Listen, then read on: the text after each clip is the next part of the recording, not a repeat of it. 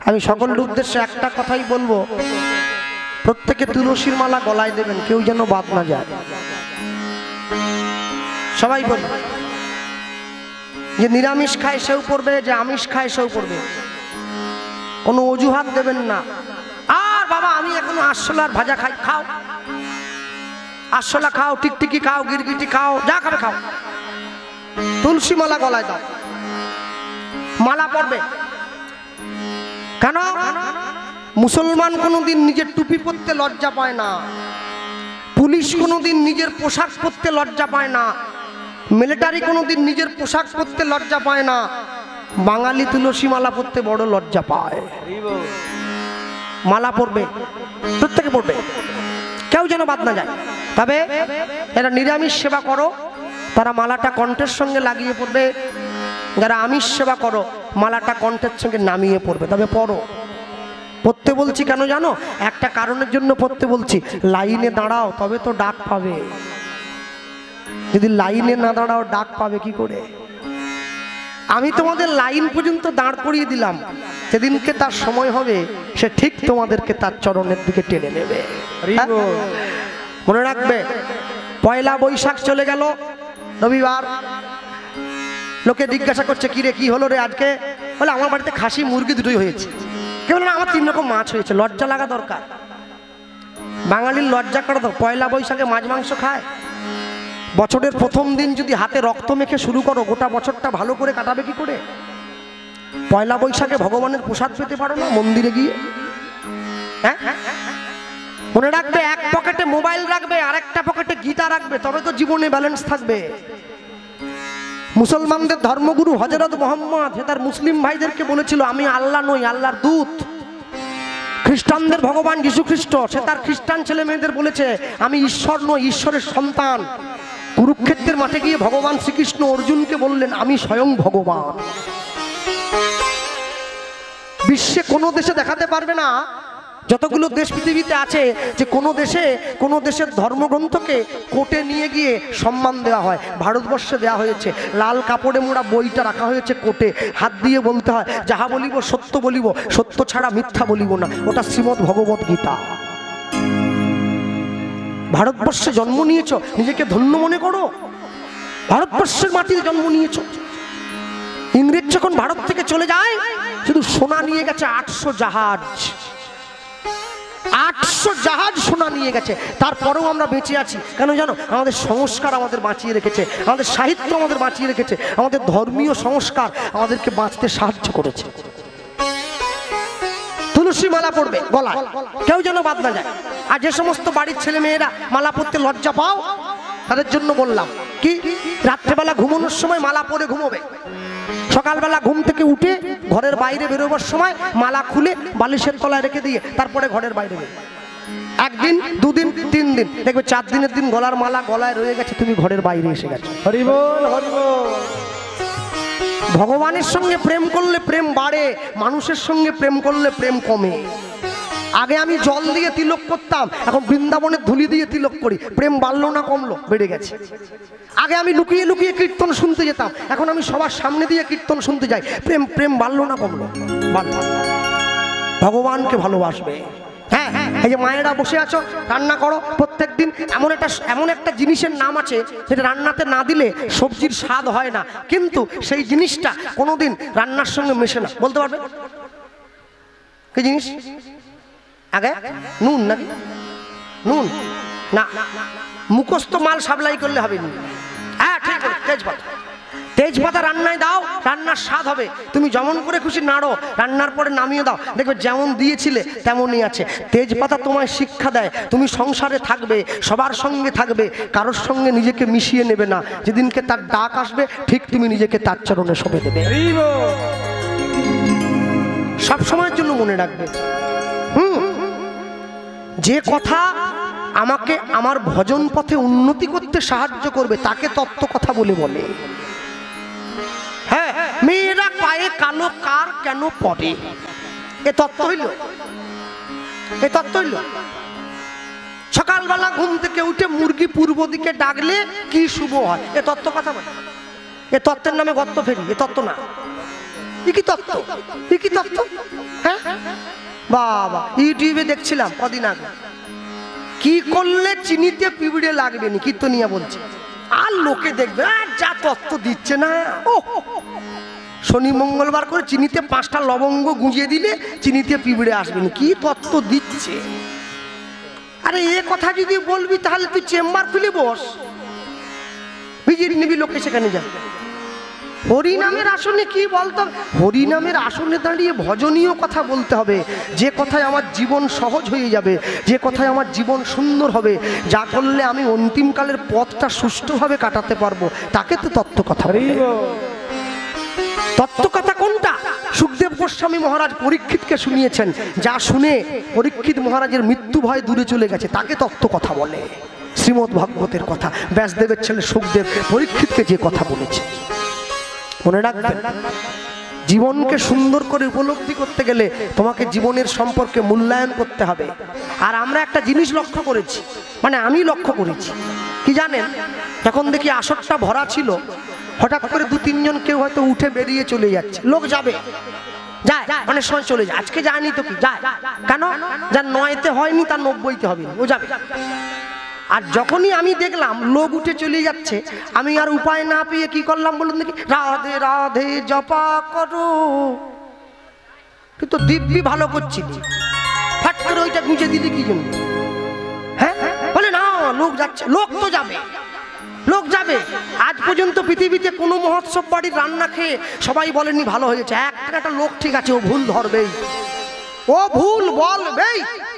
সব যদি ভালো হয় ও লাস্টে বলার জায়গা নেই, তবু বলছে সবই ঠিক আছে, যদি চাটনিতে আর 1 দানা চিনি বেশি পড়তো ব্যাস খারাপ হয়ে যেত।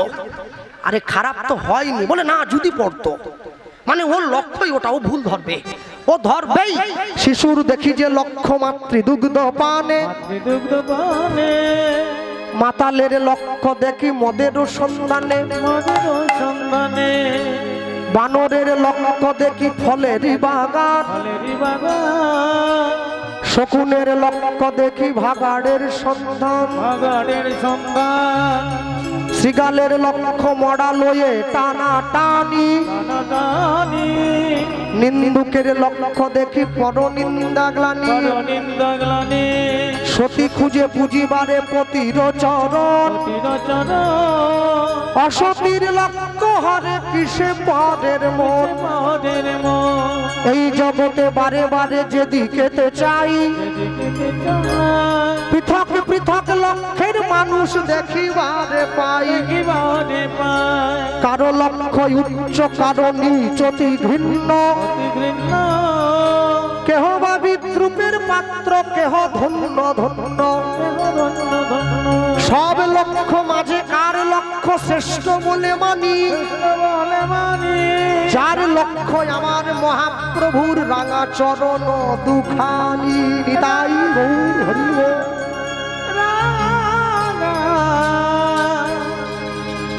চরণ দুখানি। আমাদের বাড়ির মেয়েরা তারা বসে শুধু ফোন খেলে ঘন্টার পর ঘন্টা, কি যে খোঁজে,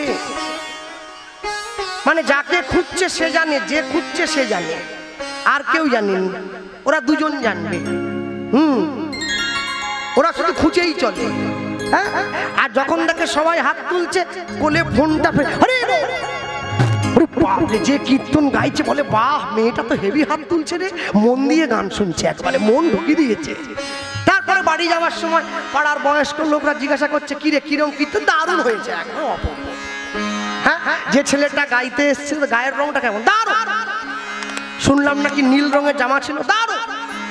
কি পালা, দারুণ। কত লোক, দারুণ। কত ভিক্ষা, দারুণ।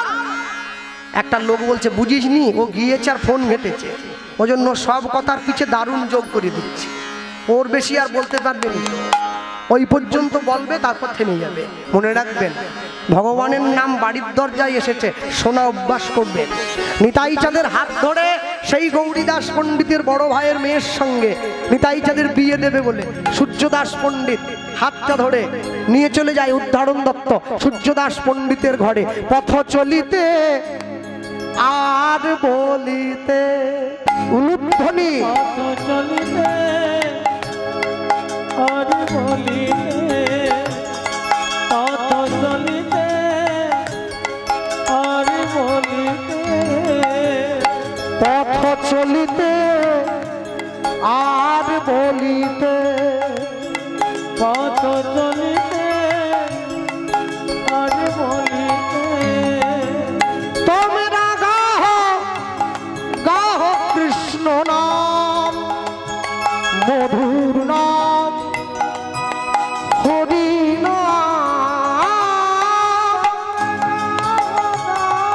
কৃষ্ণ মধুর হরি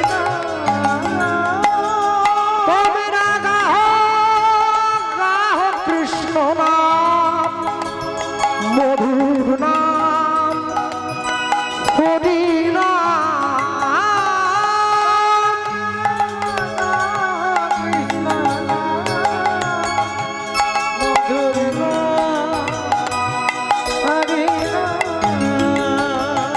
পথ চলিতে আর বলিতে নিতাই গৌর হরি হরি বল হরি হরি বল আর বলিতে পথ চলিতে আর বলিতে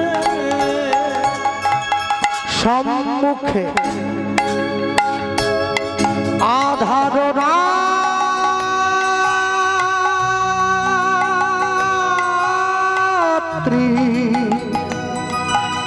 ওগো তুমি যে পথ যাত্রী সম্মুখে আধার রাত্রি ওগো তুমি যে পথ যাত্রী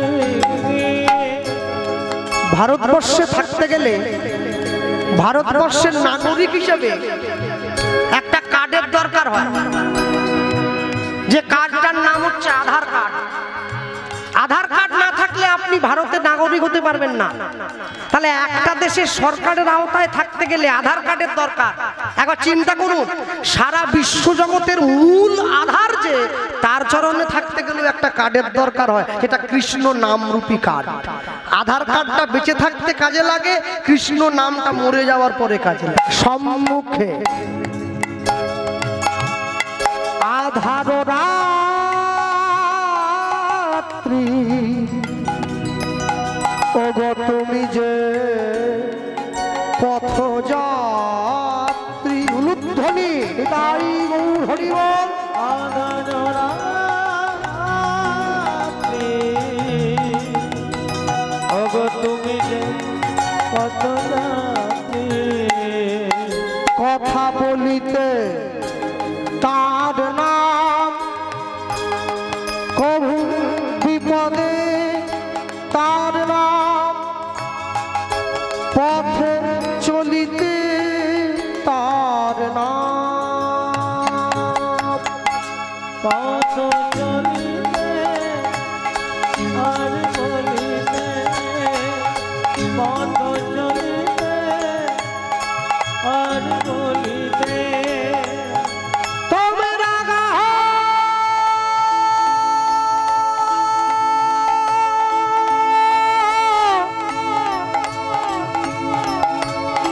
কৃষ্ণ নাম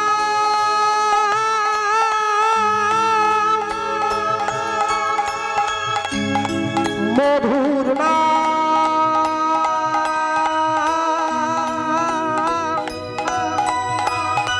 গাহরা